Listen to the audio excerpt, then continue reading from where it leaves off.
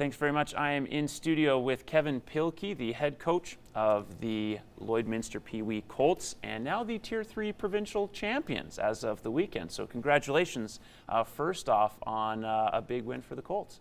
Thank you. It was what the boys kind of worked for all season long. It was actually a game after the game that I really was impressed by, not just our team, but the other team as well. They had exactly the same record that we had, was 8-0. So we knew that we were going to be up against a team that wanted it as bad as we did. Yeah, and was that the first time you've played them in a couple of years? Have you faced Lacombe more than once? I'm not sure in the past. This is the very first time that I've come across them. We played Stettler last year for the finals as well, and had won. So we knew that they come out of a really good league down there.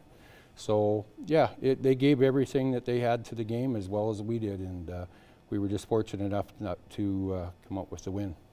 Yeah, and 24-10 rather, the final score.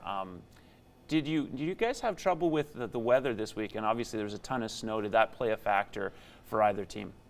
No.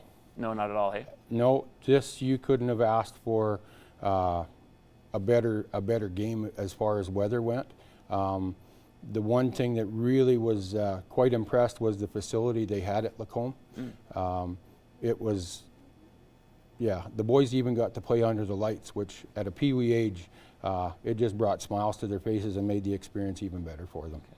Now, so you said that's obviously not something that the average Pee Wee player would experience that often, playing in that kind of facility. Is that, did you have to kind of tell them beforehand that, okay, you might feel some nerves, or did they adjust right away? They're kids. You can mention it to them, and in 30 seconds they're thinking of something else. But having the experience in a facility like that, they'll remember it for a long time. It's artificial turf.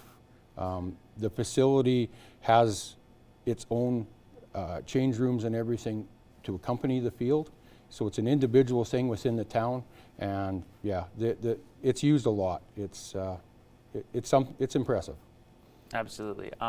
One thing too, you guys were able to win pretty handily in the semifinal over Bonnyville. Were you sort of happy to have a good game in that final after some more lopsided games during your league?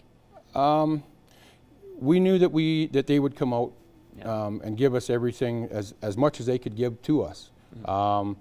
We have a number of boys on the team that it's not one or two kids on our team. There is a number of them, and to call them a threat, give them the ball and find out.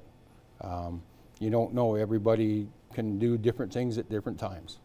Right. And speaking really quick as we kind of wrap up here, multiple players in your team have to play on both sides of the ball, correct? This year we resisted that. Through our whole season, every kid played in every game, and usually before half. We made sure that every kid had that opportunity, so they were all involved with every game, and till we got to the final game, where we knew what we were up against. And yes, our bench did get a little shorter, but being that all those kids all had the opportunity to play right from day one. So that's obviously important for any kind of youth development in sport. And we'll take a short break. We'll be back in the next hour with more with Kevin Pilkey.